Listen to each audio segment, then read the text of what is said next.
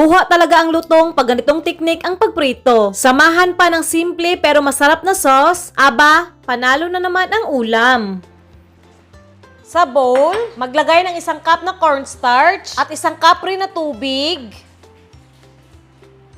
Haluin. Ayan, tapos hayaang lumubog. Tabi muna. Mga 500 grams na chicken breast. Boneless to, hiwain lang natin ang pahaba. Pag ganito na sobrang haba, hatiin natin sa kalahati. Ganito at ito nahiwa ko na lahat. Tanggalin lang natin ang excess water. Timplahan ng asin, paminta, paghaluin, at dito na natin ihalo ang lumubog na cornstarch.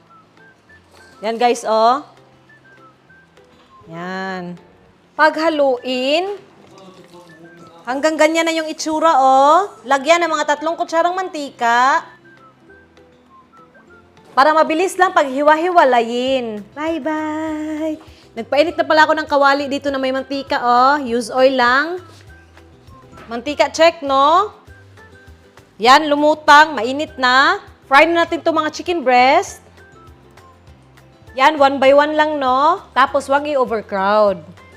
Yan lang muna, mamaya na itong iba. Yan, prituhin lang hanggang mag-slightly golden brown. Pag ganito na yung itsura, hanguin muna kasi priprituhin naman natin to ulit mamaya.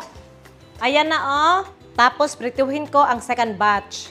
Ito na lahat, patuluin lang natin ang mantika ng mga 15 minutes. Painitin ulit ang mantika sa malakas na apoy. Make sure na mainit yung mantika, ha. I-double fry na natin to para mas maging crispy. Yan, mga 2 minutes lang sa malakas na apoy. Okay na to, Hanguin.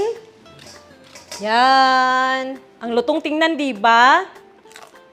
Masarap naman pero hindi pa tayo tapos. Para mabilis mahalo sa bowl muna, 1 kutsarang white sugar, 2 kutsarang suka, 3 kutsarang toyo, konting asin, at 1/2 cup na tubig.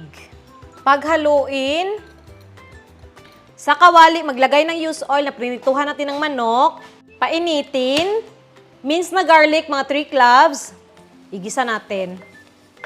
Yan, pag medyo tusta na yung mga bawang, yung sauce, i-adjust nyo lang sa panlasa nyo, ha. Buhos na natin.